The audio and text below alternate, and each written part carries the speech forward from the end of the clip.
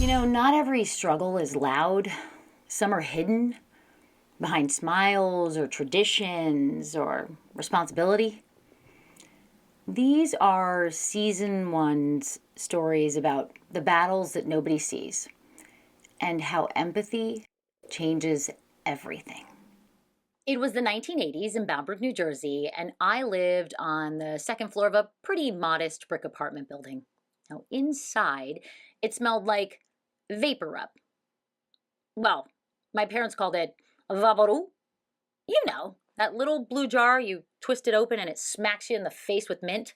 Oh, if you're Hispanic, you know. My parents put it on everything. Your chest, your knees, your elbows. The smell of vapor rub literally still clung to us as we slipped on our shoes and we were heading out the door. So this was the first day of school. I was 5, Robert was 9. So we step out into the morning air, and the mint storm is now gone. It's been replaced by the aroma of these fallen pears, and they're rotting in the grass.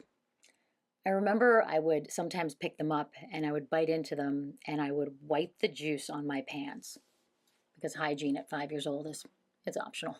Not that it mattered, because I was about to get pear all over me. That morning, there was this group of boys. They grabbed the pears from the ground, and they hurled them at us like baseballs. I look over at Robert, and true to form, I have to say, he bends down, picks up the pear, holds it up like he's just been invited to play catch. Robert never saw the cruelty. Everything with Robert was light, and it was bright, and it was entertaining. Robert had dark hair, long legs. His smile, it was the size of Texas. It was too big for a small town like ours. He was impossibly innocent. Now I, on the other hand, I was the complete opposite. I looked like Punky Brewster, but I acted like a tiny, over-caffeinated CEO. I leveled my glare at those boys and I said, "Get out of here. Leave us alone." I may have been acting mean, but I looked more like a decorative doll in Grandma's cabinet. I had this beautiful, fine, dark hair, a freckled face. I'm definitely not scaring anybody. The pear bombing attack was not interrupted by me. It was stopped by the crossing guard. He was older. He gave Grandpa energy, I guess. He was standing there in his orange vest and his whistle dangling. And I remember his fingers were moving as if to say, "All right, drama's over. Let's keep it moving. Let's go, people." So we make it to the school, and Robert and I, we parted ways. And as I entered the kindergarten room, I was reminded that my mom had me wearing a pair of corduroy pants. Ugh, they were stiff and they were scratchy and they were absolutely not my choice. I remember arguing with my mom, and she just said, "Karen, no me importa que piensen los niños." Translation, "Karen, I don't care what the kids think." Yeah, but I did. Anyway, it didn't matter because right at that moment, I got this strange, uncomfortable feeling. And it was pressure and it was building in my stomach. Kind of felt like a balloon was inflating inside of me. At first, I tried to ignore it, but my body was like, "We're doing this, kid." So I raised my hand. Mrs. Smith. And she looks at me with this face like she's auditioning for the role of angry librarian in some soap opera. Can I desperately pointed at the door. She didn't break character. Not now, Karen. Not now? Lady, this isn't Netflix. You can't just pause a 5-year-old. I wasn't asking to wander the halls. I was 15 feet from salvation. So I bounce my legs like pogo sticks. I twist, I squirm, I do the hokey pokey. I tried everything. But nature, it doesn't negotiate. And that's when it happened. Warmth spreading everywhere that it shouldn't. Look at them. My god-awful corduroys. And of course, now there's a dark patch blooming on them. The only thing worse than those corduroys? Wet corduroys. There was silence for a beat, and then...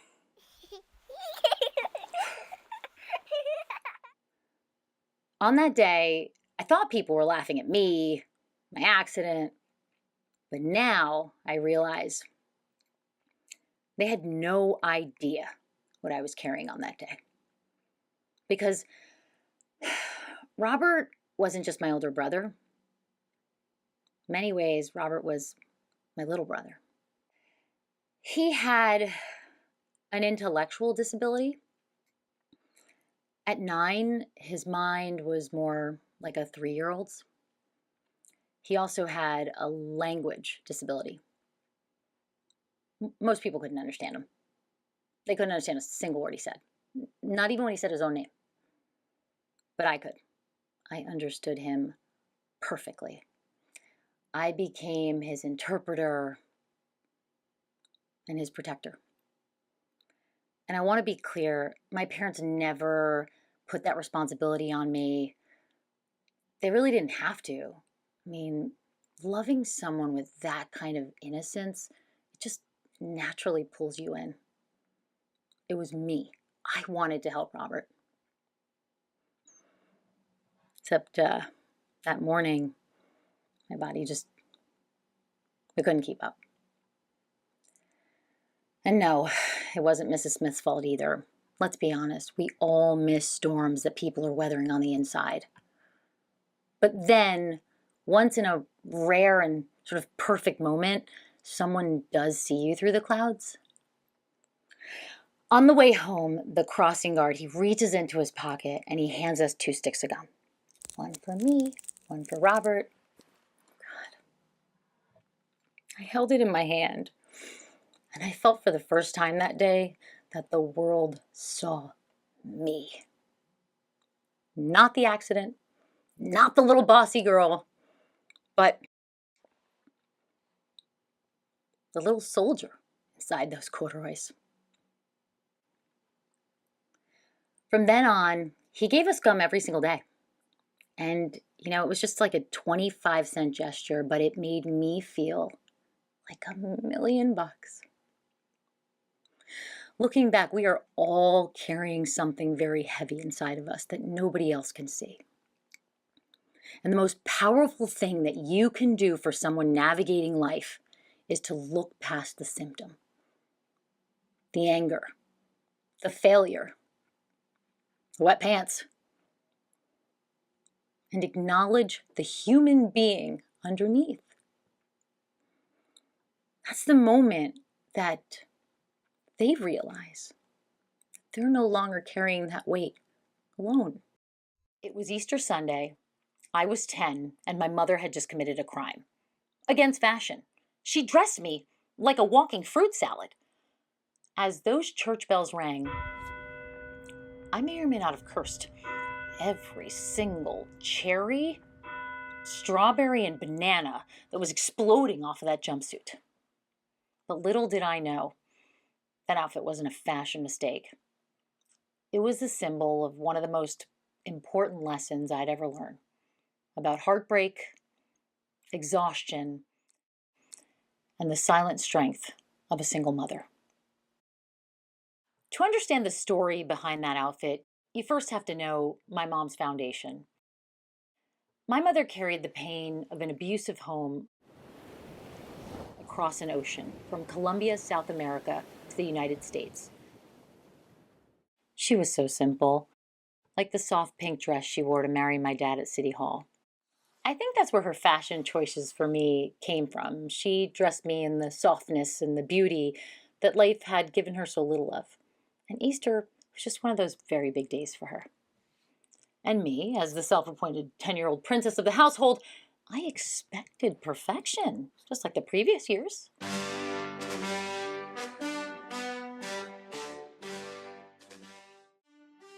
Pink dress, white ruffles cascading down the front. A perfect, tiny silk rosebud pinned right at the throat, the kind of flower that implied inherited wealth and good manners. But this year, something was different. Instead of pastel perfection, my mother pulls out a sleeveless jumpsuit covered in giant red cherries, sunshine yellow bananas, and strawberries with neon lime leaves. The color of this sweatshirt, it's actually why I wore it, Each fruit was the size of my 10-year-old hand. It wasn't ugly, it was just aggressively out of season. It wasn't something that you would wear to church. It was something you would wear to, I don't know, spit watermelon seeds at a summer barbecue, not something you would be kneeling in a pew asking Jesus for forgiveness.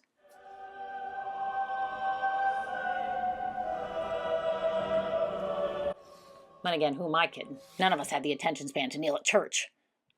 There was my 3-year-old sister, Vanessa, adorable.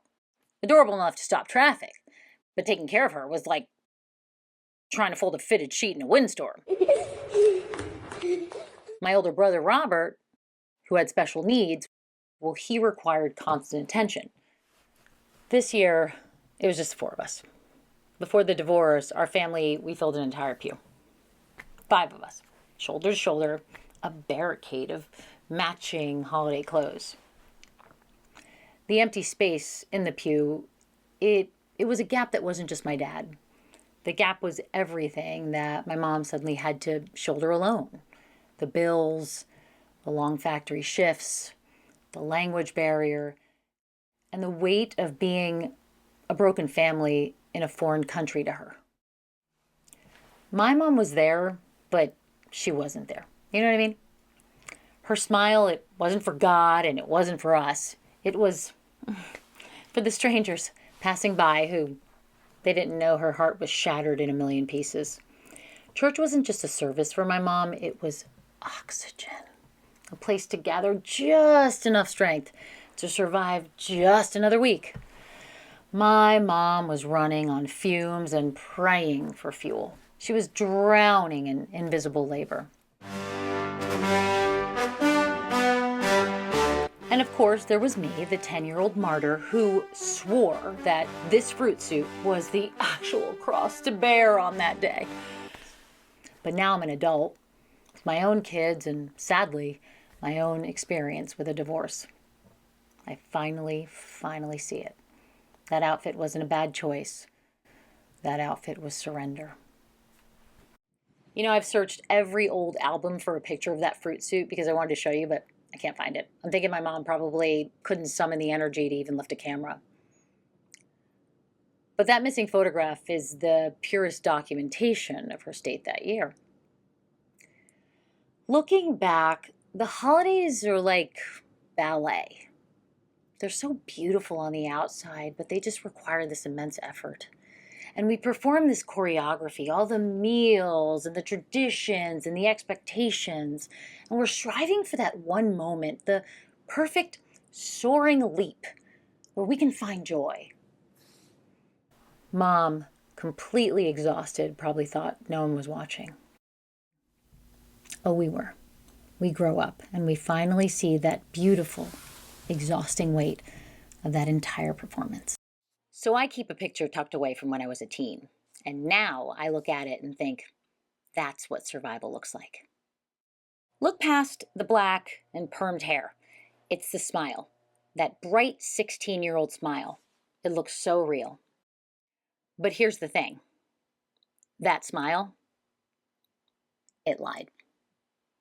It was a 16-year-old holding herself together with a thread so thin should have snapped. My parents had divorced a few years back, so the ground beneath me was already shifting. And then life drops 2, not 1, but 2 devastating blows that shattered whatever remained of my foundation. If you've ever felt like one more thing can break you, this story's for you. It's about what it means to rebuild when all that's left is mud. It all began in my bedroom in the 1990s. Heavy-duty corded phone pressed to my ear, my feet propped up as the hours just slipped by. He made me laugh until my stomach ached. I'd hang up around midnight because my mom was yelling, and I would just lie there, smiling at the glow-in-the-dark stars above my bed. And at Catholic school, when I personally hated my uniform, one glance from him, and suddenly I didn't mind how I looked at all. And then he came to my house. It was home, but I was highly aware of how others judge me, so I felt like I always had to hide my home. But with him, it just didn't matter. And I told him things that I had never said aloud to anyone. My dreams, my fears, how I felt about my parents' divorce. I mean, for a moment, he felt like the one solid thing that I had in my life.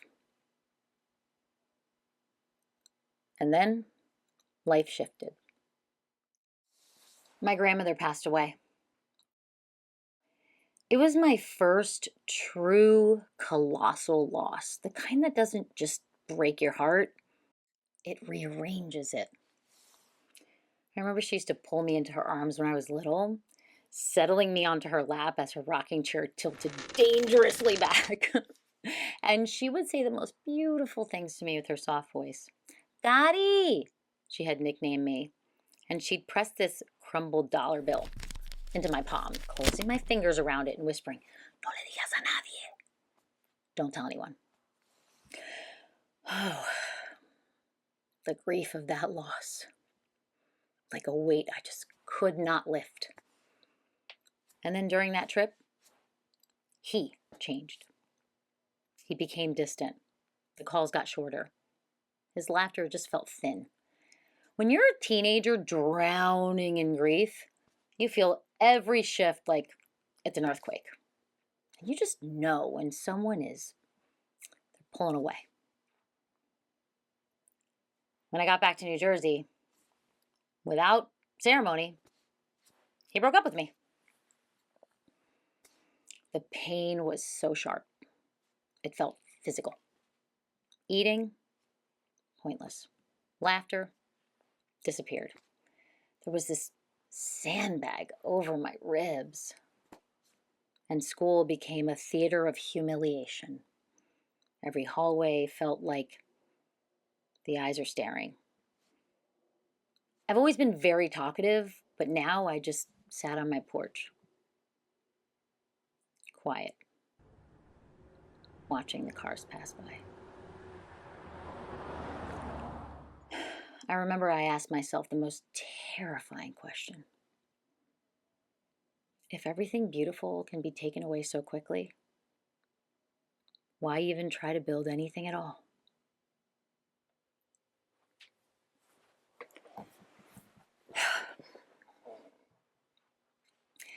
If I could step back into that girl's life, this is what I would say.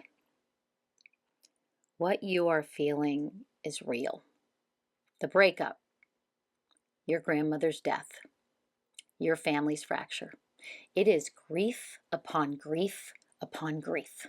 And don't let anyone reduce that to teenage drama. And him. Let's be honest. He wasn't sweet. He was controlling. At 16, you just didn't know how to name the jealousy or the tiny axe that chipped away at your worth. Hey, you will survive. And you're going to find joy again. Because I'm you. Grown up. And I don't think about him. At all. You're going to share this story with the world someday. Not on a platform that you even know yet, but on a channel that you're going to build yourself. And the symbol at the center of the channel is the lotus. And it's going to be born from this very moment. It begins buried in the mud. And it could stay there forever. But it doesn't. It rises, slowly blooming into something that is breathtaking. That's why the lotus is the symbol of this channel. Because even from the deepest mud, we rise. Looking back, I see now that grief, it wasn't my ending. It was my beginning, my first real lesson in rebuilding. And if there's one truth that I'd lift from this story, it's this. The mud that you endure often becomes the very place your strength learns to bloom. If these stories touched you and they've changed you, then I think I've served my purpose. I just want to thank you so much for being on this journey with me. It really means a lot.